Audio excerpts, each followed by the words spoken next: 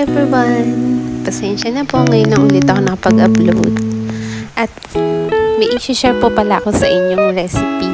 So yung iba siguro alam na to. Pero i-share ko pa rin para sa inyo. May two recipe akong ginawa dito sa tokwa.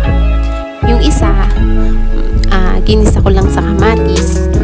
Yung isa naman, ginawa ko siyang parang sisig. So, sana makatulong po ito sa inyo at masarapan nyo din po. Kasi kami, masarapan po kami. So, try nyo na din po ito. Ang una ko pong ginawa, in-slice ko lang yung tokwa. Tapos saka ko siya pinrito. Then, nung after ko maprito lahat, nag-prepare din ako ng kalamansi. Nagpiga po ako ng kalamansi. And then, sibuyas. Sibuyas lang po yung ginamit ko. Hindi ako gumamit ng bawang. Tapos, kamatis. Nag-iwan na rin po ako ng kamatis. Bali, ang una ko munang niluto, yung kamatis. So, ginisa ko lang po yung sibuyas, kamatis. Nilagyan ko lang po ng oyster sauce.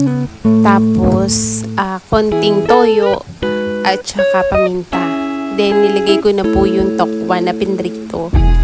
So, pakakatasin mo lang yung kamatis doon para yun yung magsilbing lasa nung tokwa. Tapos, naglagay na rin po ako din ng Ajinomoto kasi para yung lasa niya mas ma-enhance po, kumbaga.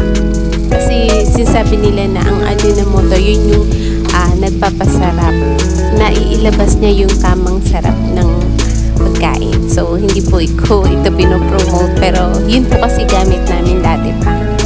Tapos yung isa naman po, ginisa ko lang din. Bali, pagkatapos ko siyang iprito, yung tokwa, hiniwa-hiwa ko lang din. Tapos, gisa lang ako ng sibuyas, tapos oyster sauce, at saka inilagay ko na yung tokwa, tapos paminta, tapos konting patis. Naglagay po ako ng konting patis para may lasa po siya kasi medyo matabang po pag oyster sauce lang. Tapos siya ako nilagyan ng katas ng kalamansi. So, nung nasangkotsa ko na po siya, tapos okay na yung lasa niya, hinango ko na po. Tsaka ko lang siya lilagyan ng mayonnaise. Yun lang po yung ginawa ko dito. Kaya, yung isa, malalasahan mo yung lasa ng kamatis. Yung isa naman, para siyang sisig. Ganun yung style niya. Pero hindi ako naglagay ng maanghang kasi bawal na nga sa akin yung maanghang. Kaya, naglalaylo ako sa maanghang. So, yun lang po yung ginawa ko. Tapos, yung mantika naman po. Hindi naman po kasi masyadong mamantika yung tokwa. Basta ititik-tik nyo lang po ng maigi para hindi po siya ganun. Tapos yung konti lang din ako maglagay ng mantika pag ginigisa. Kasi medyo nag-aanan rin po ako sa mantika. Para yung mayo din konti lang nilagay ko kasi diba ma-oil din ng mayo. Para lang siya lumasa ng kaunti. Tsaka hindi siya nakakaumay kapag konti lang din. Pag bahala kayo, nasa sa inyo po yun. Kasi ako konti lang ginawa ko kasi naglalayloy ako sa mantika at saka sa may sili. So, kayo po, i-adjust nyo na lang po kung ano yung gusto nyong lasa. Pero, simple lang naman yung ginawa ko. Sana po, makatulong din sa inyo to.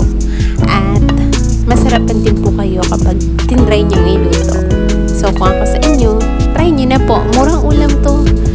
Makakatipid po talaga kayo. Maraming salamat po. Enjoy!